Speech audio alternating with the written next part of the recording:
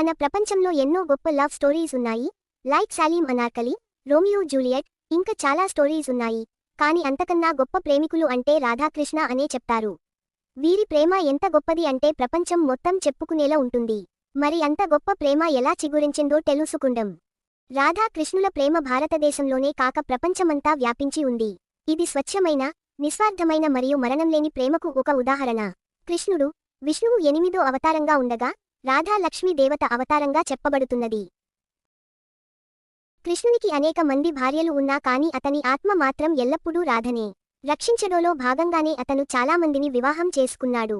రాధా మరియు కృష్ణ అనే పదాలలో ఏ ఒక్కటి లేకపోయినా అసంపూర్ణంగానే ఉంటాయి. వారి దైవప్రేమ అసమానమైనది మరియు వారి ప్రేమ ఈ భూమి ఉన్నంతకాలం నిలిచి ఉంటుంది అనడంలో ఆశ్చర్యం లేదు. ఏది ఏమైనా రాధాకృష్ణులు ఒకరినొకరు పెళ్లి చేసుకోకపోవడం మాత్రం భక్తులను బాధించే విషయమే. రాధాకృష్ణుల వివాహం జరగకపోవడానికి గల కారణాల గురించి చాలా కథలు ప్రబలంగా ఉన్నాయి.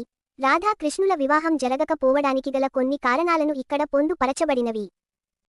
కృష్ణుని దుర్భాషలాడిన రాధ. బ్రహ్మవైవర్త పురాణో ప్రకారం కృష్ణుడు మరియు రాధా వారి పూర్వ జీవితంలో గోలక్లో నివసించేవారు. కృష్ణుడి తన భార్య వీర్జతో కలిసి తోటలో కూర్చున్నాడు.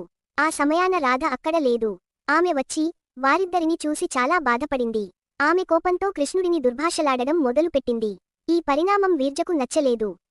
అందుచేత ఆమె ఒక నదిగా మారి ఎప్పటికీ కృష్ణుడి దరి చేరకూడదని అక్కడి నుండి దూరంగా వెళ్లిపోయింది. ఈ పరిణామంతో కృష్ణుడు చాలా నిరాశ చెందాడు.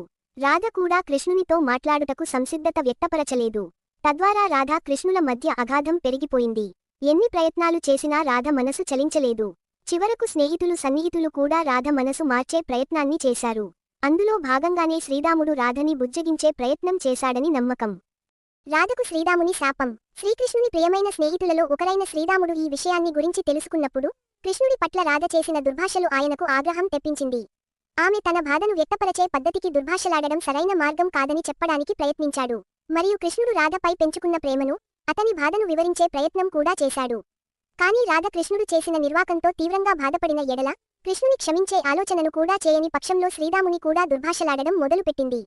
తద్వారా శ్రీరాముడు రాధను మరుసటి జన్మలో కూడా తన ప్రియమైన వారిని వివాహం చేసుకోలేదు అని శపించాడు. రాధకు శ్రీరాముని శాపం. శ్రీకృష్ణుని ప్రియమైన స్నేహితులలో ఒకరైన శ్రీరాముడు ఈ విషయాన్ని గురించి తెలుసుకున్నప్పుడు కృష్ణుడి పట్ల రాధ చేసిన దుర్భాషలు ఆయనకు ఆగ్రహం తెప్పించింది. ఆమె తన బాధను వ్యక్తపరచే పద్ధతికి దుర్భాషలాడడం సరైన మార్గం కాదని చెప్పడానికి ప్రయత్నించాడు. మరియు కృష్ణుడు రాధపై పెంచుకున్న ప్రేమను, అతని బాధను వివరించే ప్రయత్నం కూడా చేశాడు. కానీ రాధ కృష్ణుడు చేసిన నిర్వాకంతో తీవ్రంగా బాధపడిన ఎడల కృష్ణుని క్షమించే ఆలోచనను కూడా చేయని పక్షంలో శ్రీరాముని కూడా దుర్భాషలాడడం మొదలుపెట్టింది. తద్వారా శ్రీరాముడు రాధను మరుసటి జన్మలో కూడా తన ప్రియమైన వారిని వివాహం చేసుకోలేదు అని శపించాడు. తద్వారా రాధ మరుసటి జన్మలో రిషభునికి, కృతికి సంతానంగా జన్మించింది.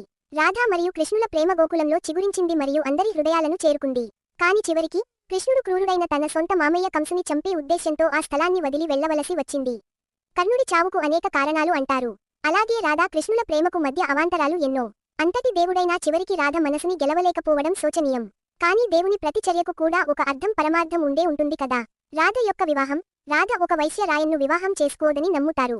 రాధ తాను వివాహం చేసుకున్న ఇంటిలో తన వియుక్త ఆకృతిని, విగ్రహం స్థాపించి తిరిగి వైకుంఠానికి చేరిందని భక్తుల నమ్మకం. అంతేకాక ఆమె లక్ష్మీదేవి అవతారం. అవతారం చాలించిన పిదప తిరిగి తన లోకాన్ని చేరుకుందని నమ్ముతారు. కానీ మరో కథ ప్రకారం లక్ష్మీదేవి అంశ రుక్మిణీదేవిగా చెప్తారు. దేవుడు తలచుకుంటే అవతారాలకు కొదువా. రాధ అభిమన్యుని, అర్జునుని కొడుకు కాదు, వివాహం చేసుకున్నట్లు మరో కథ చెబుతోంది. పెళ్లి చేసుకోవటానికి కృష్ణుని ప్రతిపాదనను తిరస్కరించినట్లు మరో నమ్మకం ఉంది. ఆమె ఒక గోకాపరి కుమార్తె. అయితే కృష్ణుడు రాజభవనంలో నివసించేవాడు. అందువల్ల వారి వివాహం సాధ్యం కాదని ఆమె బలంగా నమ్మినది. తద్వారా కృష్ణుడిపై ప్రేమను దాచి కఠినంగా ప్రవర్తించి దూరం చేసుకుందని చెబుతారు. వీరి ప్రేమ అమరం అమోఘం. అలాగే రాధాకృష్ణులు ఒక ఆత్మతో కూడిన రెండు శరీరాలుగా ఉండేవారు. అంతేకాక రాధ కృష్ణుడికి తన ఆత్మబంధువుగా ఉండేది.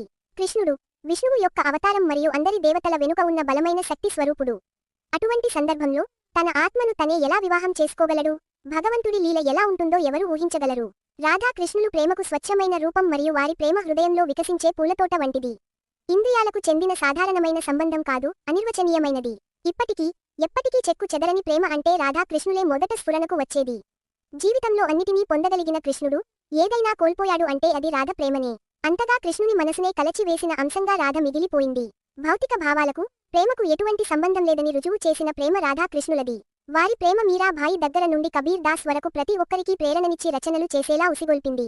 ఈనాటికి ప్రేమికులను లేదా పెళ్లైన ముచ్చటైన జంటను పోల్చాలి అంటే రాధాకృష్ణుల వలనే ఉండమని దీవిస్తున్నారు అంటేనే అర్థం చేసుకోవచ్చు. ఈ విశ్వమే అంతమైనా వీరి ప్రేమ మాత్రం మధుర కావ్యంలా ఎప్పటికీ నిలిచి ఉంటుంది.